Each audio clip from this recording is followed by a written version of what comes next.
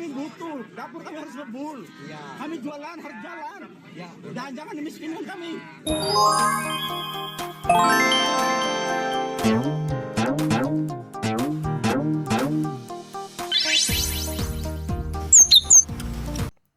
Welcome back to Siasat Channel. Balik lagi di konten siasat ekonomi bareng sama dosen Universitas Muhammadiyah Bengkulu, Surya Fandiantara. Halo Sur. Halo. Balik lagi ya. Pagi. Sur, belakangan ini lagi rame nih tentang kelangkaan gas LPG. Beritanya di mana-mana, lalu antriannya di mana-mana, sudah menjadi headline di hampir di semua media nasional. Sebenarnya apa sih Sur yang terjadi nih Sur dengan kelangkaan LPG nih Sur? Nah, ini kembali ke teorinya dulu kali ya. Boleh. Jadi kelangkaan itu bisa terjadi karena beberapa faktor. Nah, yang paling sering terjadi itu kelangkaan karena produktivitasnya menurun. Jadi istilah kata itu barang di pasaran lagi nggak ada. Kenapa? Karena dia yang tadinya produksinya 1.000, 2.000 menurun jadi 500 atau jadi 200 menurun. Jadi kelangkaan ini biasanya kecenderungannya itu diikuti dengan kenaikan harga. Nah, itu kan kalau bicara tentang teori nih. Nah, pertanyaannya, apakah kelangkaan gas LPG kemarin itu karena produktivitas atau jumlah penawarannya menurun di pasaran? Ternyata enggak, Ru. Jadi kemarin itu kenapa gas LPG itu sempat mengalami kelangkaan? Karena ternyata karena adanya kebijakan. Jadi kebijakan dari Kementerian ESDM yang coba memutus rantai pasok atau melakukan efisiensi ya terhadap rantai pasok. Jadi kalau dalam teori itu ada namanya added value. Jadi kalau di manufaktur gitu ya atau dari hulu ke hilir gitu kan. Nah, itu biasanya di setiap tahapan itu ada added value. Nah, biasanya added value ini ada di rantai produksi nih.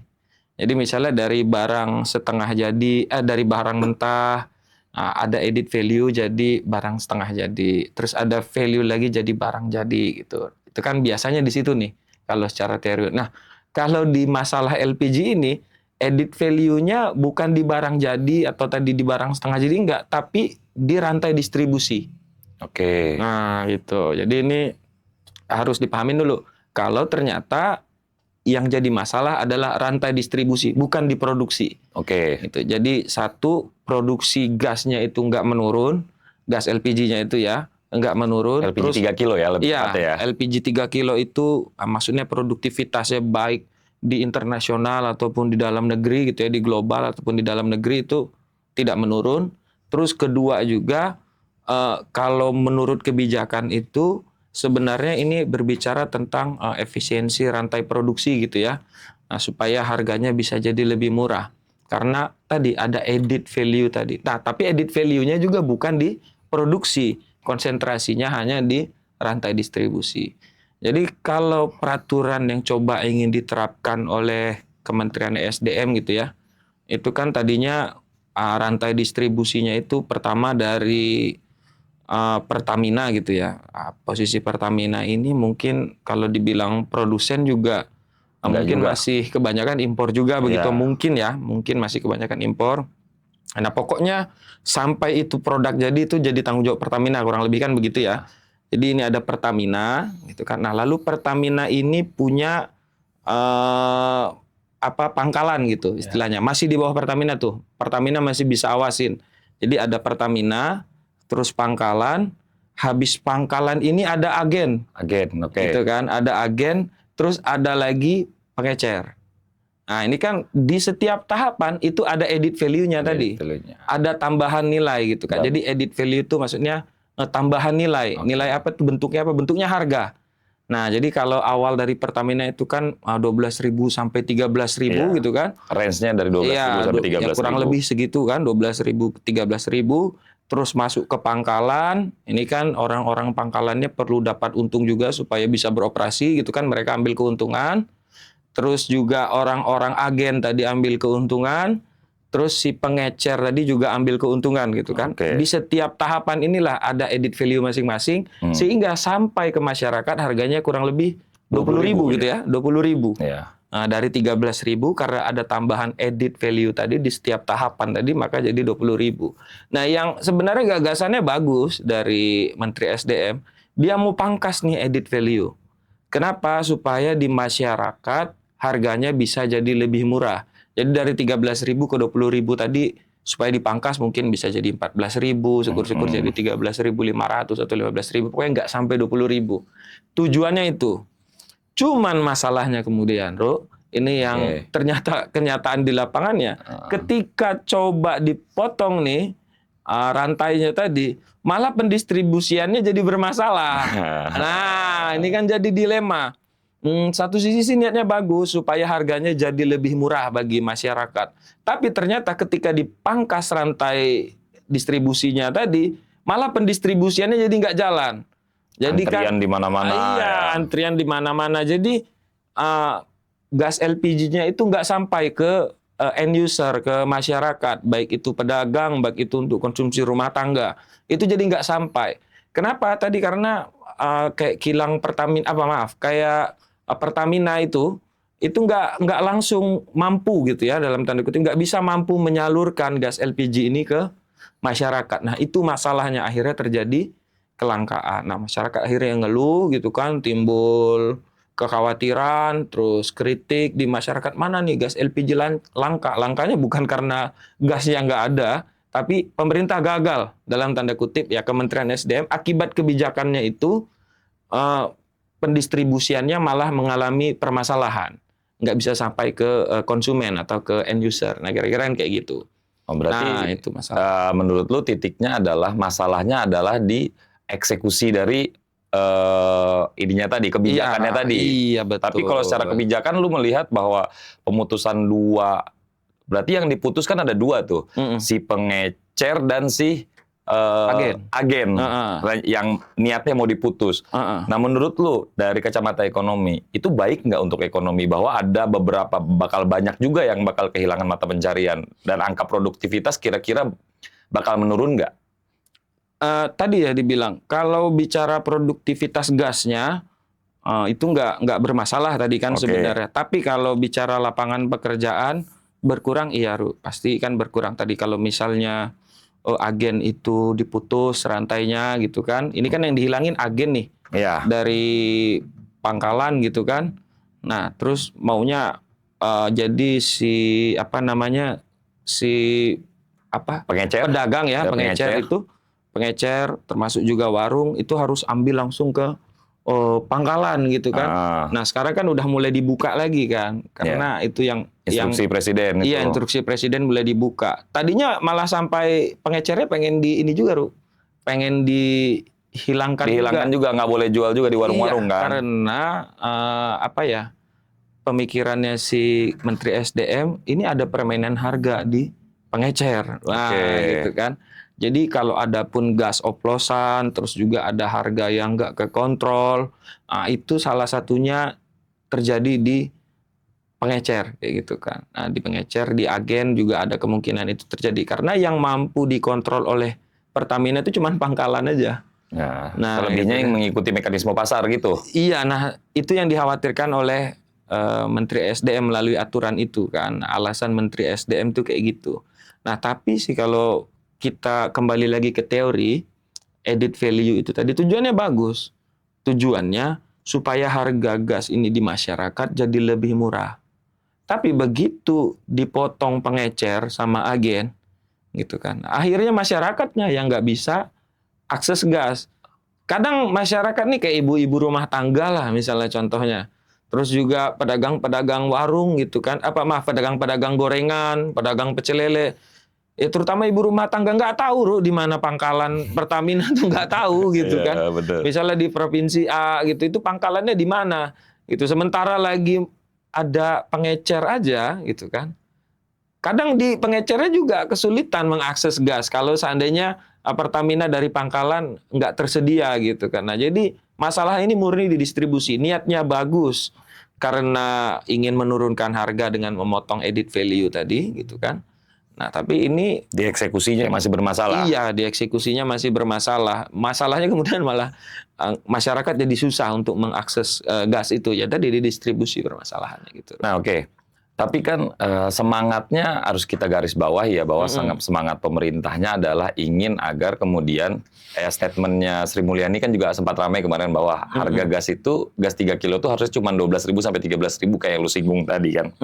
Nah, kalau menurut lu caranya gimana biar kemudian si harga LPG itu sesuai dengan harga eceran yang ditentukan oleh pemerintah, tapi tidak juga mengorbankan yang tadi dibilang bahwa pengecer itu hilang, terus si agen hilang dan lain-lain. Menurut lu gimana sih caranya agar kemudian LPG ini bisa jadi lebih murah sampai ke masyarakatnya? Iya, gue ya setuju kalau seandainya edit value-nya dipotong gitu, setuju.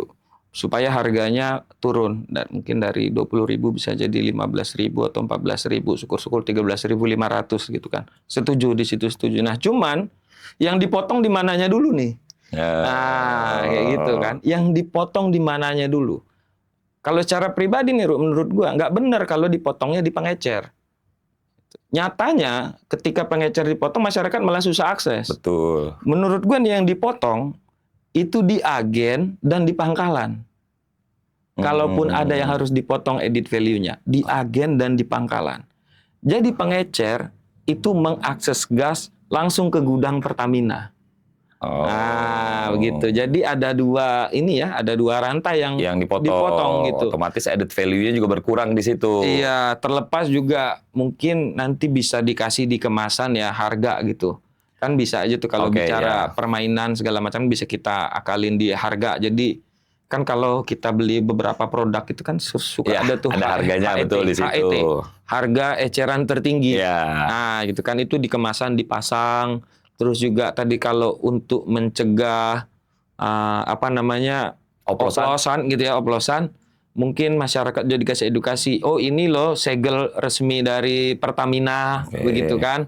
Apa dari pemerintah segelnya begini. Kalau segel ini rusak, jangan diterima karena ini kemungkinan oplosan. Nah, itu kan edukasi kan ke masyarakat gitu kan. Mungkin juga dikasih pemberitahuan di kemasannya juga ini gambar foto legal segel yang benar. Ya, kalau segel ini lebih ke edukasi ke masyarakatnya. Iya, kalau itu kan itu maksudnya teknis lah gitu kan, itu bisa dilakukan tadi.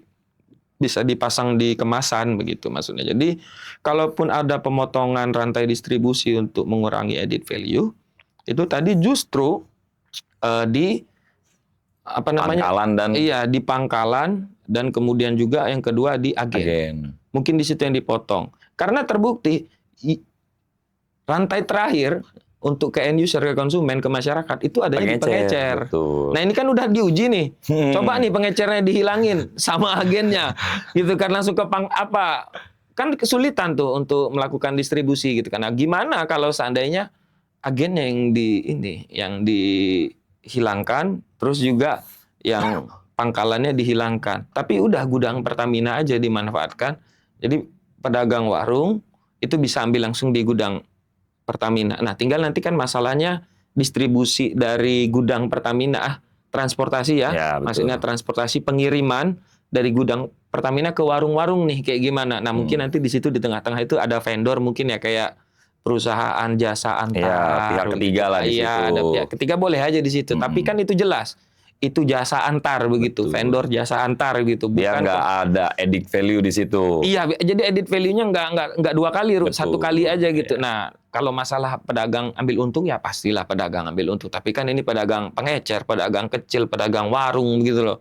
Yang mana ini masyarakat kecil juga memang udah sewajar. Nah, kalau seandainya pengecernya dihilangin, jumlah pengecer itu jauh lebih banyak daripada jumlah agen. Apalagi jumlah pengusaha pangkalan gitu, maksudnya itu pengusaha yang itu kan kadang ada kekhawatiran kita kan ada PT-PT swasta hanya beberapa orang yang memiliki, ini kekhawatiran kita ya, nggak tahu asumsi gitu kan, maksudnya nggak tahu realitanya gimana. Kekhawatiran kita jangan sampai jangan-jangan di pangkalannya ini cuman ada beberapa PT aja yang bisa mengelola, terus persyaratannya rumit gitu. Nah, tapi kan kalau masyarakat langsung nih dari warung-warung gitu kan, pengecer langsung bisa akses ke gudang Pertamina gitu kan. Nah, terus juga kadang kan ada depositnya tuh. Gitu. Ada deposit sekian miliar, sekian ratus juta. Nah, kalau bisa depositnya itu ditiadakan, nah ini baru namanya kebijakan gitu kan, yang namanya memicu pertumbuhan atau menjadi stimulus bagi pertumbuhan perekonomian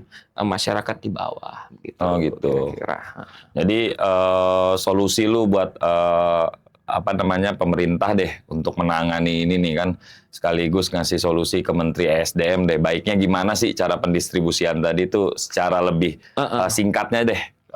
Terakhir nih soalnya singkatnya solusi lu gimana? Iya tadi langsung dari gudang Pertamina itu langsung ke pengecer.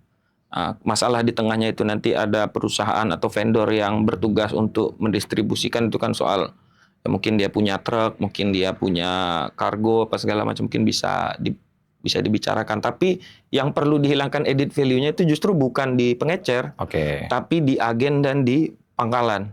Nah, itu lho maksudnya. Jadi di dua itu. Nah, baru kemudian nanti cara kontrol harganya. Nah, ini kan pemerintah tadi kan gimana nih cara kontrolnya gitu kan. Nah, cara kontrolnya tadi bisa di kemasan. Kemasan dipasang harga eceran tertinggi gitu kan. Terus juga dikasih tahu segelnya yang baik itu seperti ini untuk mencegah oplosan. Nah, kalau masalahnya cuman itu kan itu bisa diselesaikan di edukasi di masyarakat, disosialisasi. Nah, mungkin tempat motongnya yang salah ini Pak Bahlil ini kemarin gitu kan. Cara motongnya udah benar kayak gitu. Oke Sur, thank you Sur ya untuk edukasinya lah ya kira-kira sama sarannya. Mudah-mudahan kelangkaan LPG ini segera bisa diselesaikan ya oleh pihak-pihak yang terkait, pihak-pihak yang bertanggung jawab. Sampai ketemu di sesi siasat ekonomi berikutnya. Jangan lupa like dan subscribe. Oke, ciao. Ya, terima kasih.